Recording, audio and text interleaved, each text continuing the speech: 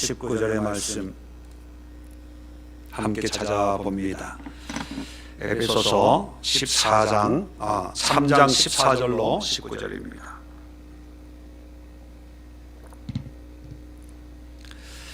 비대면으로 예배 드리시는 분들도 우리 성경을 펴서서 에베소서 3장 14절부터 19절까지 저와 여러분들이 함께 교독하면서 내용을 살펴보도록 하겠습니다.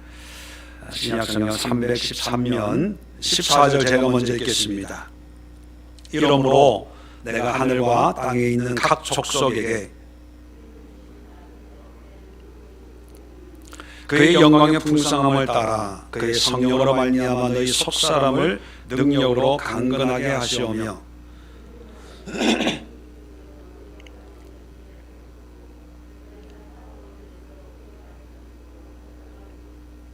능히 모든 성도와 함께 지식에 넘치는 그리스도의 사랑을 알고 그 너비와 길이와 높이와 깊이가 어떠함을 깨달아 하나님의 모든 충만하신 것으로 너에게 충만하게 하시기를 구하노라.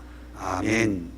자, 오늘 이 말씀을 가지고 낙심을 영광으로 라고 하는 제목으로 은혜를 나누고 기도하려고 합니다. 13절에 보면 이런 말씀이 있습니다. 바로 위에 13절 그러므로 너에게 구하노니 너희를 위한 나의 여러 환난에 대하여 낙심하지 말라. 이는 너희의 영광이니라. 이렇게 말씀하시고 14절에 이러므로 내가 하늘과 땅에 있는 각 족속에게 이름을 주신 아버지 앞에 무릎을 꿇고 비노니, 무릎을 꿇고 빈다는 것은 기도한다는 얘기예요. 자, 바울이 에베소 교인들을 위해서 기도하고 있습니다. 어디에서 기도하고 있냐면 로마 감옥에서 기도하고 있어요. 에베소서는 우리가 옥중서신이다 이렇게 별명을 붙입니다. 그것은 바울이 로마 감옥에 갇혀 있는 중에 쓴 편지들이 있거든요. 에빌, 골빌, 옥중서신 4가지가 있는데 에베소서, 빌레몬서, 골로새서, 에빌, 골, 빌, 빌레몬서, 에베소서, 빌립보서, 골로새서, 빌레몬서. 그냥 늘 에빌, 골빌 뭐 이렇게만 기억을 하다 보니까 에빌, 골빌 옥중서신이다.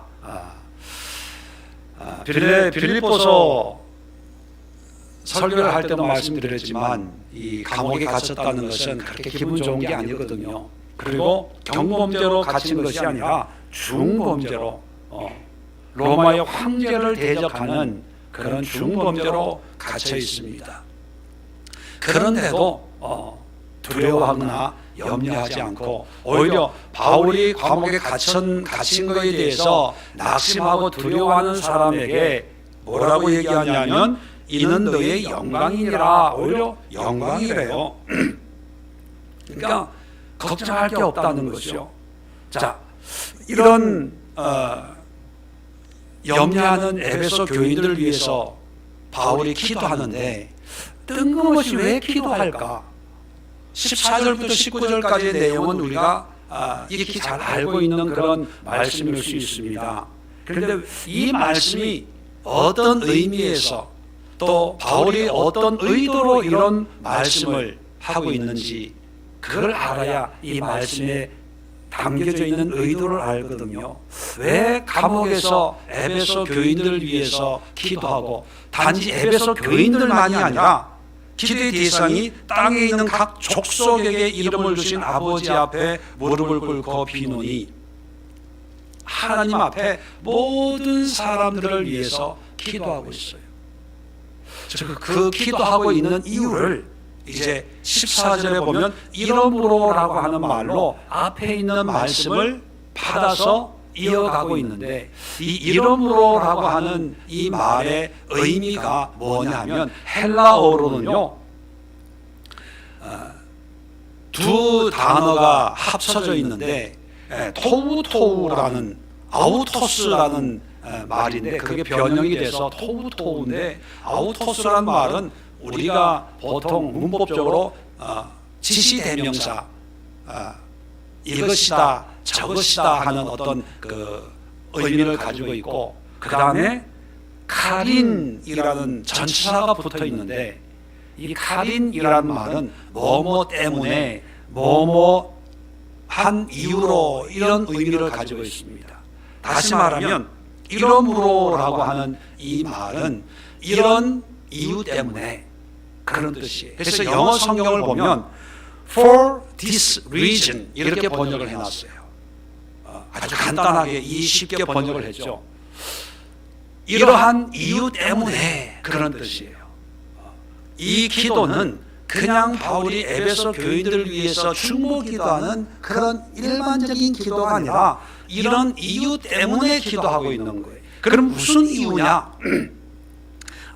그 이유가 바로 13절까지의 전체 내용을 다 함축하고 있는데, 간단하게 얘기하면요, 1장은 그냥 인사하는 거예요. 안부를 전하는 거고, 2장에는 에베소 2장은 복음의 핵심을 얘기하고 있고, 이제 이 복음을 전하는 그런 일꾼이 됐다는 것을 이제 자기 바울 자신에 대해서 얘기하고 있는 것이 3장입니다.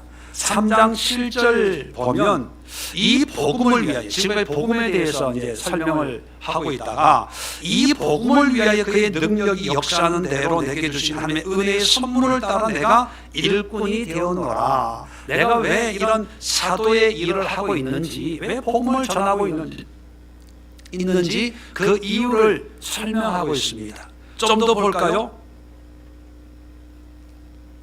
10절 봅시다.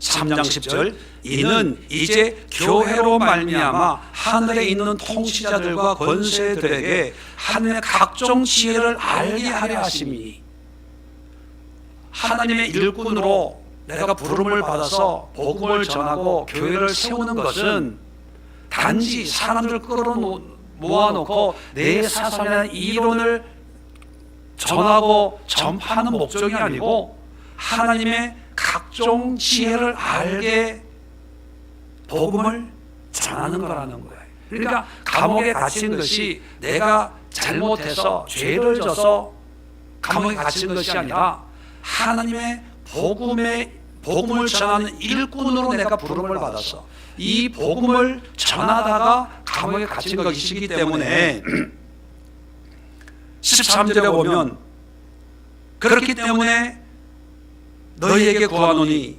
너희를 위한 나의 여러 환난에 대하여, 이런 감옥에 갇힌 것에 대하여 절대로 낙심하면 안 된다는 거예요. 오히려 이것이 너희의 영광인 걸 알아야 돼, 그렇게 얘기하는 겁니다. 다시 말하면 바울이 복음을 전하다가 고난을 당하고 있잖아요. 그런데 이 고난, 믿음의 고난을 당한다고 해서 결코 낙심해서는 안 된다는 거예요. 오히려 이것이 영광이라는 것입니다. 하나님의 복음을 전하고 또 죽어가는 수많은 영혼들을 구원하는 그런 거룩한 사역이기 때문에 이것은 부끄러운 것도 아니고 고난도 아니고 재수 없는 것도 아니고, 오히려 이게 은혜요, 감사요, 영광이라는 거예요.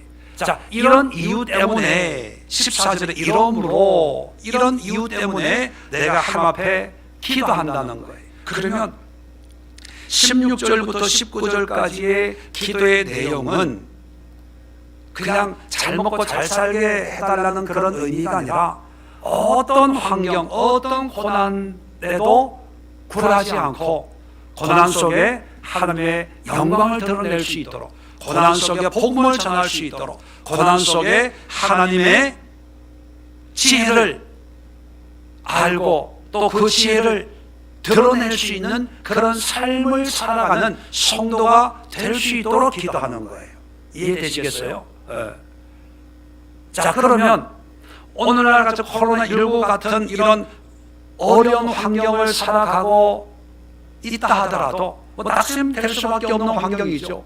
그런데 오히려 이것이 낙심되는 것이 아니라 오히려 하나님 앞에 영광이 되고 복음이 전파되고 하나님의 지혜와 지식을 깨닫는 그런 은혜의 시간을 가질 수 있는 그런 신앙이 될 수 있도록 바울이 기도하는 거예요. 그러면 낙심치 않고 절망하지 않고 오히려 영광의 삶을 살 수 있는 그런 신앙이 되려면 어떤 기도의 응답이 이루어져야 될까? 그죠? 그걸 알기 위해서 바울이 뭘 얘기하고 있는지 그걸 알면 우리도 그렇게 기도하면 되는 거죠. 우리가 가지고 있는 삶의 문제가 얼마나 크든지, 바울처럼 믿음으로 살아가는데 핍박이 얼마나 심하든지, 또 신앙생활하고 하나님의 나라를 세우고 직분을 감당하는데 우리의 삶의 어려움이 방해가 얼마나 심하든지 그게 상관없이 어떤 삶에서도 낙심치 않고 영광을 위해서 살도록 바울이 기도해 주는데 어떤 기도를 하고 있는가? 오늘 이 세 가지 기도 제목을 가지고 우리도 기도해서 낙심을 영광으로, 환난과 역경 가운데도 오히려 위로하고 복음을 전하는 그런 전천후 그리스도인의 삶을 살아낼 수 있기를 바랍니다. 자, 이제 기도의 제목을 하나씩 살펴봅시다. 자, 16절에 이제 기도합니다. 그의 영광의 풍성함을 따라 그의 성령으로 말미암아 너희 속사람을 능력으로 강건하게 하시오며. 자, 환난을 영광으로 바꾸기 위해서는 뭐냐면 속사람을 능력으로 강건하게 해달라고 기도해야 돼요. 속사람을. 우리는 겉사람에게 많이 관심을 가지죠. 몸이 아프고 또 뭐 외적인 거에 관심을 가집니다. 왜냐하면 사람들이 1차적으로 나를 바라볼 때 외적인 걸 보니까, 그죠? 또 우리가 육을 가지고 있기 때문에 이 육이라고 하는, 육신이라고 하는 어떤 물리적이고 외적인 이런 요소들에 의해서 우리가 많이 영향을 받으니까 몸이 아프면 신앙생활하기가 힘들고, 몸이 피곤하면 기도가 안 되는 육을 가지고 있는 인간이기 때문에 어쩔 수 없이 우리는 육적인 것, 외적인 거에 관심을 가지는데, 그런데 관심은 가져야 됩니다. 관리를 해야 돼요. 그런데 이 육적인 것, 외적인 것이 전부가 아니라는 것입니다. 이거는 관리하지 말라 그래도 다 관리해요. 그러니까 성경 어디에도 너희 육체를 이쁘게 아름답게 뭐 그런 얘기는 없어요. 그런데 환난을, 고난을 이겨낼 수 있는 것은 외적인 우리의 육적인 성향으로 이겨내는 것이 아니라 우리의 속사람의 속, 우리의 심령, 우리의 믿음, 우리의 마음, 우리의 생각, 뭐 속과 겉이 뭐 따로 있는 것은 아니지만 물리적이고 물질적이고 가시적인 그런 요소가 아니라 보이지 않는 우리 내면의 나의 모습, 그것을 속사람 이렇게 표현을 합니다. 그러면 우리는 이 문제 해결해 주세요, 이런 거 고쳐주세요, 이런 기도는 많이 해요. 근데 과연 우리의 속사람이 강건하도록 얼마나 기도를 많이 하고 있을까요? 여러분, 몸이 아프면 병원을 가요. 저도 예외 없이 병원을 갑니다. 그렇죠? 그런데 몸이 아플 때 병원을 찾듯이 우리 속사람이 강건하지 못할 때 얼마만큼 영적인 병원이 어딜까요? 뭐 교회일 수 있고, 목회자일 수 있고, 뭐 기도일 수 있고, 뭐 말씀일 수 있고, 육체의 고통 때문에 병원을 가서 약을 먹고 관리를 하고 운동을 하고 하는 것처럼 우리 속사람의 강건을 위해서, 건강을 위해서는 우리가 얼마나 노력하고 애를 쓰고 있는지 한번 살펴볼 필요가 있어요. 왜냐하면 바울은 깨달았거든요. 절망을 하나님의 영광으로 바꿀 수 있는 것은 우리 속사람이 강건해야 된다는 것. 그럼 어떻게 하면 강건해질 수가 있을까요? 네, 여러 가지 방법이 있지만 바울은 딱 하나를 오늘 말씀하고 있어요. 뭐라고 얘기하냐면 16절에 그의 성령으로 말미암아 너희 속사람을 능력으로 강건하게 하시오며. 말씀도 기도도 봉사도 헌신도 물론 도움이 됩니다. 그런데 가장 근본적인 것은 그 모든 것, 기도도 필요해요. 말씀도 필요해요. 그런데 반드시 있어야 될 게 뭐냐면 성령의 역사, 성령으로 말미암는 기도, 성령으로 말미암는 예배, 성령으로 말미암는 봉사, 성령의 은혜와 능력으로 말미암는 그런 역사로 우리의 속사람이 강건하게 된대요. 그러면 우리 이 시간 기도해야 될 것은 그저 단순히 나의 속사람, 나의 믿음을 건강하게 해 주옵소서 이런 기도보다 좀 더 구체적으로 어떻게 기도해야 됩니까? 성령의 능력으로, 성령의 역사로 나의 속사람을 고쳐주세요. 나의 마음을 고쳐주세요. 내 생각을 고쳐주세요. 아무리 내 의지로 내가 이거 안 해야지, 이렇게 안 살아야지, 이렇게 해도 안 됩니다. 왜냐하면 내 속사람이 약하기 때문에, 내 생각과 마음이 너무 연약하기 때문에 작심삼일이 아니라 작심한시간밖에 되지 않습니다. 하나님, 그러기에 성령으로 내 속사람을 강건하게 하옵소서. 그래서 어떤 환경 여건에도 낙심하고 절망하지 않고 오히려 하늘의 영광을 드러내는 그런 믿음의 삶을 사는 주인공 되길 원합니다. 우리 함께 우리 자신을 위해서, 이 땅의 그리스도인들을 위해서 기도할 수 있기를 바랍니다. 자, 두 번째 뭘 기도하냐면 17절입니다. 믿음으로 말미암아 그리스도께서 너희 마음에 계시게 하옵시고. 자, 이게 두 번째 기도가 뭐냐면 그리스도께서 어디에 계시게 하옵시고요? 마음에. 예수님 어디 계십니까? 우리 마음에. 그런데 여기 계신다라는 이 표현이 참 재밌습니다. 헬라 원어를 찾아보니까 카토이케오라는 단어, 이 카토이케오라는 단어는 카타라는 전치사와 오이케오라는 단어가 합쳐졌어요.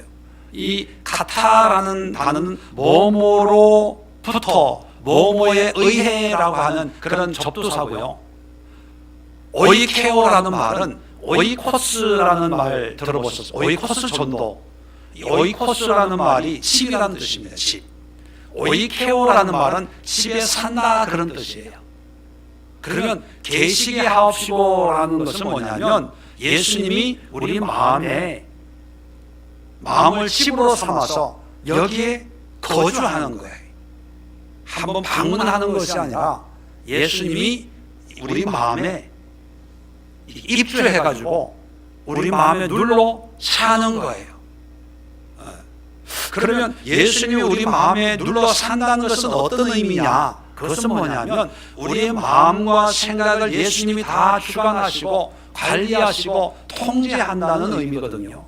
다시 말하면 예수님을 믿습니다라고 하는 그런 고백의 의미가 아니라 예수님과 함께 사는데 예수님의 마음을 품고 예수님의 생각을 하고 예수님의 뜻으로 살아가는, 예수님이 우리의 마음을 온전히 주장하는 거예요. 그러면 우리가 찬송에도 그런 찬송이 있잖아요. 주님이 계신 곳이 그 어디나 하나님의 나라. 왜 우리가 고난이고 어렵고 두려움이냐 하면 거기에 하나님이 안 계시기 때문이에요. 그런데 하나님이 계시면 뭐가 되는 거예요? 하나님의 나라가 되는 거예요. 하나님의 나라를 우리는 성경에서 가장 쉽게 뭐라고 표현하고 있냐면 그것이 천국이다. 천국, 바실레이아, 천국이라고 얘기합니다. 그러면 천국과 지옥의 가장 큰 차이는, 우리는 지옥은 불구덩이가 있고 천국은 보석길, 수정바다가 있고 뭐 이런 계시록적인 개념으로 천국과 지옥을 구분을 해요. 예, 그것도 맞지만 더 신학적이고 더 본질적인 천국과 지옥의 차이는 하나밖에 없어요. 하나님이 계시면 천국이고 하나님이 안 계시면 지옥이에요. 복음서에 보면 하나님의 나라는 이라고 표현할 때 그 하나님의 나라라고 하는 것은 우리가 죽어서 가는 나라가 아니에요. 이 땅에 펼쳐지는 하나님의 나라인데, 그것이 뭐냐? 하나님이 지배하시고 통치하시는 그 영역을 하나님의 나라 이렇게 표현하는 거예요. 그러면 이렇게 얘기할 수 있습니다. 아무리 지옥 같은 환경이어도 그곳에 하나님이 계시면 뭐가 된다? 하나님의 나라고 천국이 되는 거예요. 반대로 아무리 화려하고 멋있고 굉장한 환경에 있어도 거기에 하나님이 안 계시면 뭐가 된다? 그게 지옥이에요. 간단하죠. 자, 그러니까 하나님이 지금 바울은 감옥에 갇혀 있고 사람들은 감옥에 갇혀 있는 바울 때문에 염려하고 걱정하고 두려워해요. 바울을 잡아가둔 로마 황제가 우리도 잡아가지 않을까? 뭐 이런 여러 가지 염려 걱정 가운데 있어요. 그럴 때 바울이 기도하는 기도의 제목이 뭐냐면, 우리 환경이 좀 나아지고 우리 믿음의 생활할 수 있는 여건이 좀 나아지도록 그런 기도를 안 하고 그리스도가 어디에 계시게 한다고요? 너희 마음에 계시게 하옵시고. 우리 마음이 먼저 천국이 되기를 위해 기도하고 있다는 거예요. 잠깐 은혜 받는 것이 아니라 기도원에 가가지고 2박 3일 3박 4일 기도하고 은혜 받는 게 아니라 주일날 예배 드리면서 잠깐 은혜 받고 하나님 감사합니다, 주님 나와 함께 하시네요, 이게 아니라 아예 사는 거예요. 보따리 풀고 주님이 우리 마음의 주인이 되어서 우리와 함께 살아가는 그런 삶이 되면 환경이 아무리 어려워도 고달파도 그것이 어려움이 환난이 영광이 된대요. 영광이. 이해되시면 아멘. 그러니까 환경을 바꿔달라고 기도하지 말고 내 마음에 예수님이 오세요. 잠깐 방문하지 말고 손님으로 오시지 말고 주인으로 오세요. 집주인입니다. 내 마음의 주인입니다. 오셔서 지배하시고 통치하옵소서. 그래서 예수님이 오시면 그게 천국이고 그게 기쁨이고 그게 영광이라는 거예요. 여러분, 주의 영광을 위해서 산다는 것이 어떤 의미입니까? 돈 많이 벌어가지고 교회 건축하는 거요? 선교하는 거요? 병원, 학교 세우는 거요? 예, 그것도 하나님의 영광일 수 있습니다. 그런데 그런 영광은 아무나 못해요. 저 같은 사람 죽었다 깨어나도 그런 일로 하나님 앞에 영광 돌릴 능력은 없는 것 같아요. 그리고 하나님의 영광 돌릴 수 있는 사람은 소수 택함 받은 사람만 그렇습니까? 아니, 만약 그렇게 했다면 하나님은 나쁜 하나님입니다. 차별하는 하나님. 누구는 인삼 뿌리 먹고 누구는 배추 뿌리 먹고 나는 무밖에 못 먹냐? 그죠? 그런데 하나님은 누구든지 다 하나님의 영광을 드러낼 수 있는, 하나님의 은혜를 맛볼 수 있는, 천국을 경험하는 삶을 살도록 역사하시는 분이에요. 어떻게 해요? 내 마음을 천국으로 만들면 그게 영광이 되는 거예요. 영광이. 성경을 보면요, 예수님이 공생애를 하는 가운데, 그죠? 많은 기적과 이적을 일으켰는데 한 사람도 부자 만드는 역사를 일으킨 적이 없어요. 우리가 그렇게 원하는 물질의 복을 예수님은 한 번도 역사를 안 하셨어요. 복음서에 예수 믿고 부자 된 사람 등장하나요? 있어요? 한번 찾아보시고 등장하면 저한테 얘기해 주세요. 제가 그걸로 논문을 써가지고 책을 낼 거예요. 딱 한 번도 부자 만들지 않았어요. 오히려 삭개오 같은 사람은 자기의 재산을 나눠주겠습니다. 또 제자들은 배도 버리고 그물도 버리고 나를 따르라, 그랬죠. 왜 그랬을까요? 예수님은 한 사람 한 사람 심령에, 마음에 예수님을 믿는 믿음의 복음을 심어줘서 그 심령의 천국을 이루는 것이 사역의 목표였기 때문입니다. 예수님이 그렇게 사역했다면 우리의 믿음도 우리의 기도도 이 세상을 이길 수 있는 것은 우리의 속사람이 강건해져서 우리 이 강건한 심령에 예수님이 오셔서 우리의 주인 노릇을 할 때 그것이 영광이고 승리고 믿음이고 그것이 이 세상을 어떤 환경도 기쁨과 감사로 하며 영광을 드러내는 삶의 모습이 될 수 있기 때문입니다. 그래서 우리가 두 번째 기도는 뭐예요? 주님, 우리의 마음에 오셔서 우리의 마음을 천국 만들어주세요. 손님으로 오시지 마시고 주인으로 오셔서 우리와 함께 해주세요. 내 마음에 거주해 주세요. 나와 함께 살아주세요. 그런 은혜가 임하게 해주세요. 자, 세 번째 기도를 합니다.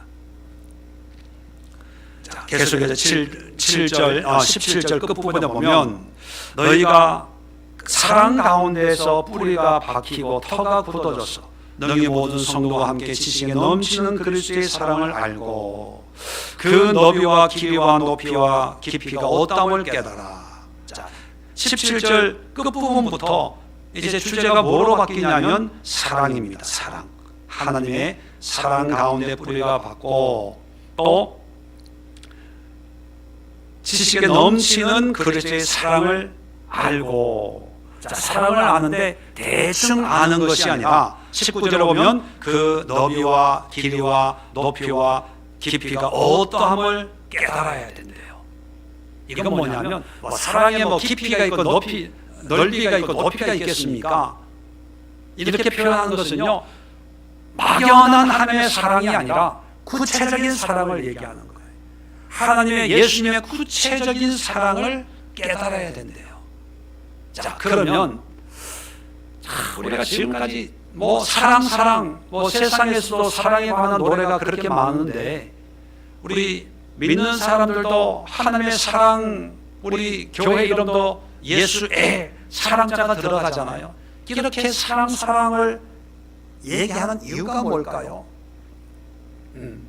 그냥 은혜 받고 좋다, 눈물 콧물 쏟고 하나님 감사해요, 나를 이렇게 사랑해 주셔서 그런 감동적인 사랑의 어떤 그런 은혜를 얘기하는 게 아니라요, 하나님의 사랑의 구체적인 은혜를 깨닫게 되면 어떤 결과가 나오냐면 그 다음 봅시다. 19절에 보면 어떠함을 깨달아 밑줄 그어놓으세요. 빨간 줄 쳐놓으세요.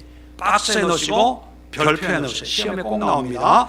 하나님의 모든 충만하신 것으로 너에게 충만하게 하시기를 구하노라. 이게 무슨 얘기냐면 하나님의 사랑을 깨달으면 하나님의 충만하신 것으로 너희에게 곧 우리에게 충만하게 하시기를 구하노라. 이게 뭐냐면 하나님의 사랑이 충만. 하나님의 사랑 자체가 하나님의 충만해. 사랑을 깨달으면 이런 하나님의 충만이 우리에게 충만하게 임하게 된다요. 그래서 충만하게 하시기를 구하노라 기도하는 거예요.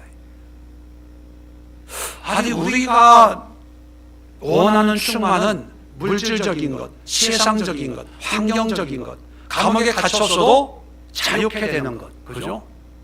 좀 더 복음을 전하는 것, 많은 사람에게 구원을 전하는 것, 여러 가지 의미의 그런 충만한 의미 있는 삶을 얘기합니다.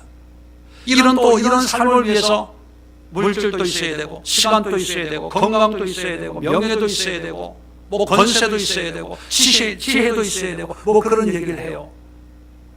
그런데 여러분, 하나님의 사랑을, 진정한 사랑을 구체적으로 분명하게 깨달으면 다른 게 필요가 없어진다는 거예요. 사랑 그 자체로 다 채워진다는 거예요. 이해가 안 될 거예요. 왜냐하면 하나님의 진정한 사랑을 경험 못했기 때문에.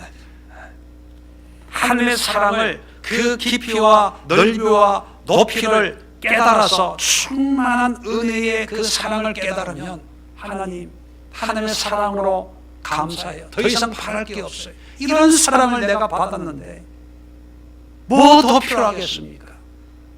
이렇게 된다는 거예요. 자, 반대로 좀 뒤집어 보면 하나님 돈 좀 주세요. 하나님 능력 좀 주세요. 하나님 명예 좀 주세요. 이것은 아직 뭐가 덜 채워졌다는 걸 알 수 있어요? 하나님의 사랑이 덜 채워진 거예요. 하나님은 사랑이시다. 그 사랑이신 하나님은 우리가 단순히 죄인을 사랑하시는 그런 어떤 감정적인 사랑의 의미를 뛰어넘어서 하나님의 사랑을 경험하면요, 하나님의 사랑으로 만족합니다. 하나님의 사랑 외에는 더 필요한 게 없어요. 이런 고백이 나온다는 거예요. 그러니까 에베소 교인들이 바울을 염려하는 건 참 고맙죠. 근데 바울을 염려하는 것은 바울만을 염려하는 것이 아니라 자기 자신들의 안위도 염려돼서 걱정하는 거거든요. 그런 모습을 보면서 바울이 저들에게 편안한 삶을 보장해 주세요, 핍박을 없애 주세요, 그런 기도를 하는 게 아니라 하나님의 사랑을 알고 흐릿하게 아는 것이 아니라 추상적으로 아는 것이 아니라 그 하나님의 사랑이 너비와 길이와 높이와 깊이가 어떠함을 깨달아서 하나님의 모든 충만하신 것으로 너희에게 충만하기를 구하노라, 이런 기도를 하는 거예요. 하나님의 사랑만 임하면 감옥에 가도 할렐루야 아멘 감사합니다. 나 같은 게 어떻게 복음 전하다가 주님을 위해서 이렇게 감옥까지 들어올 수 있게 됐나요? 감옥 안에서 감동을 하고 감격을 한다는 거예요. 가난한 사람들도 하나님의 사랑을 깨달으면 나같이 이렇게 찢어지게 가난한 사람도 이렇게 사랑해 주시는 이런 은혜를 어찌 내가 누릴 수 있겠습니까? 감당할 수 없습니다. 하나님, 부도 마옵시고 명예도 마옵시고 금도 마옵시고 은도 마옵시고 오직 나서 예수 이름으로 살게 하옵소서, 이런 고백이 된다는 거예요. 여러분, 그렇다면 우리 그리스도인들에게 가장 필요한, 우리를 충만하게 하는 것은 뭘까요? 능력, 권세, 또 은사, 필요해요. 그런데 그것이 임한다고 충만하지 않아요. 우리를 충만하게 하는 것은 사랑입니다. 사랑. 부모 자식 간에도 사랑으로 충만하면 건강한 인격과 건강한 삶을 살고, 부부 간에 사랑으로 충만하면 건강한 가정이 되는 것처럼 하나님의 사랑으로 충만하면 우리의 우리의 이 공허한 마음을 하나님이 다 채우시기 때문에 세상이 좀 부족하고 사람이 나를 좀 힘들게 해도 기뻐하고 감사할 수가 있다는 것이죠. 이런 이유 때문에, 이런 목적을 위해서 바울이 말씀을 나누다가 에베소 교인들을 위해서 기도하고 있습니다. 이 기도는 바울이 에베소 교인을 위한 기도만이 아니라 바로 우리를 위한 기도일 수 있고요, 이 기도는 바울이 하는 기도만이 아니라 모든 믿는 자들이 날마다 때마다 무릎을 꿇고 하나님 앞에 간절히 기도해야 될 그런 기도가 아닌가 생각을 합니다. 그리고 이런 기도는 믿는 자뿐만 아니라 믿지 않는 자를 위한 그런 기도가 되어야 되지 않을까 생각을 합니다. 오늘날 코로나19로 온 세상이 몸살을 앓고 환경적인 위협과 공포와 두려움 속에 있을 때 이 문제, 환경의 문제만을 해결하려고 몸부림치는 것은 방역당국이나 정부가 해야 될 것이고, 우리 믿음의 사람들이 해야 될 것은 하나님의 말씀의 원칙을 따라 먼저 속사람이 성령의 은혜로 강건케 하옵소서. 두 번째, 우리의 마음에 예수님이 임하여서 나와 함께 사시고 거주하시고 주인이 되는 그런 마음의 천국이 이루어질 수 있기를 기도합니다. 이것이 두 번째 기도가 되어야 될 것이고, 세 번째는 환경적으로 뭔가를 채우려고 하기보다는 하나님의 사랑으로 채우는데 그저 흐릿한 사랑이 아니라 막연한 사랑의 감정이 아니라 추상적인 말로만 듣는 귀로 듣는 그런 사랑이 아니라 구체적인 예수님의 그 사랑을 경험할 수 있도록 깨달아 알 수 있는 그런 은혜를 위해서 기도해야 된다는 것입니다. 그런 구체적인 사랑을 깨닫게 되면 우리의 공허한 마음을 다 채우고 아무것이 없어도 모든 것을 소유하고 누리는 그런 삶을 살아가는 신앙인이 될 수 있다는 사실을 다시 한번 마음에 새기시고 우리 자신들을 위해서 이 세 가지 기도를 합시다. 또 우리 성도님들을 위해서, 믿는 자들을 위해서 이 세 가지 기도를 합시다. 한국교회를 위해서, 또 이 땅의 모든 그리스도인들 위해서 이 세 가지 기도를 드리고 또 이 세 가지 응답을 반드시 받아서 충만한 그런 하나님의 은혜를 누리며 승리하는 우리 그리스도인들 될 수 있도록 우리